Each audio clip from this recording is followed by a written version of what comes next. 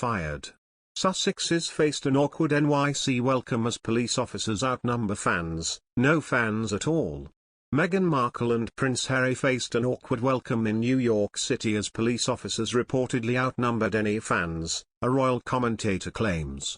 Meghan and Harry traveled to New York for the Global Citizen Live concert to encourage vaccine equality.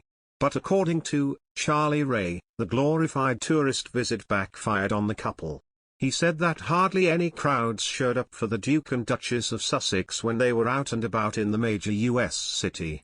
The tour sparked controversy since the couple no longer represent the Queen overseas, having left the working royal family to pursue financial independence in the US.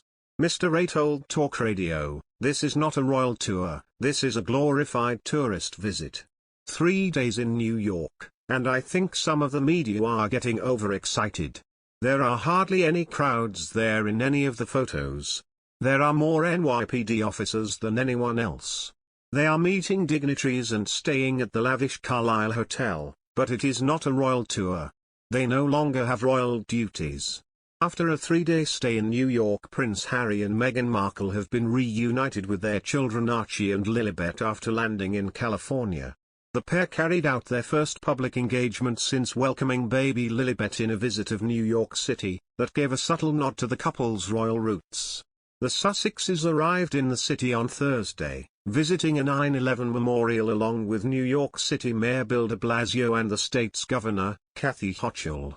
While in New York, they booked to stay at the Carlisle, known as New York's Tower of Power, and were spotted having a drink at the hotel's bar. The Carlisle was known to be a favorite of Harry's mum Princess Diana, who often stayed there when she was in the city. During their trip and while touring the One World Observatory on Thursday, the couple spoke about mental health with Mr. de Blasio. The New York City mayor said, "They're good people and they're really committed to the world. I got a great vibe, particularly the work that they're doing on mental health. I think the prince makes a great point when he says, mental fitness, calling it mental fitness as a positive aspirational idea. That was one of the things we talked about. I really admire what they're both doing on that."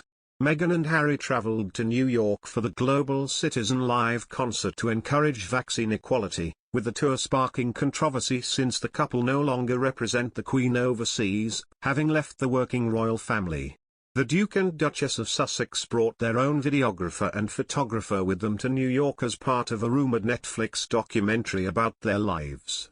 Harry was spotted wearing a mic during the pair's visit to Harlem's soul food eatery, Melba Friday. He had a wire around his neck, which was then seen tucked into his trouser pocket. Despite the hot NYC weather which saw temperatures reach the mid-20s, Meghan was seen sporting a wardrobe of heavy winter coats, which appears to be thick enough to hide a mic. Sources close to the couple say they have been collecting footage for the archives of their Archie Foundation.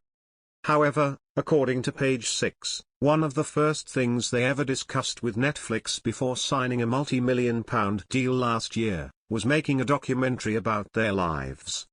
The Sussexes also have other projects in the work too, with Harry working on a documentary on the Invictus Game, while Meghan has teamed up with Sir Elton John's husband, producer David Furnish, on an animated series.